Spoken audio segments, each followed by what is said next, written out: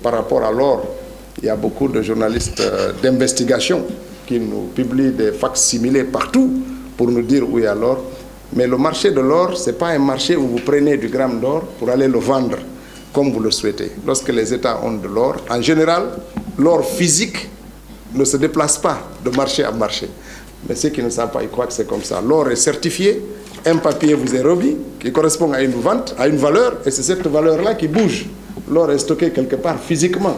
On ne prend pas son or dans une valise pour aller déposer dans un endroit et dire je quitte le pays là, je vais dans ce pays. L'or ne se déplace pas comme ça. Mais comme nos chers journalistes d'investigation ont beaucoup de connaissances, on va laisser le feuilleton se poursuivre quand même, mais la réalité est tout aussi simple et toute différente. De ce point de vue-là, l'or ne se perd pas.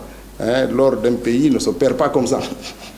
Même quand vous le prenez pour le revendre sur le marché, je ne sais pas, sauf si vous le faites refondre et que c'est compliqué. L'or ne se revend pas comme on vend quelque chose. Les papiers bougent, mais l'or physique, c'est autre chose. Le public a instauré une forme de transparence. D'autant mieux que des gens que lui-même a nommés, lorsqu'ils ont été inquiétés, lorsqu'ils ont été questionnés sur des sujets qui nécessitent qu'ils répondent devant la justice, personne n'a été mis à l'abri parce que le général Mamadi Doumbouya l'a nommé, parce qu'il est protégé, parce que des gens qu'on imagine être les plus proches du président de la République, lorsque vous êtes questionné par la justice, il vous dira d'aller répondre.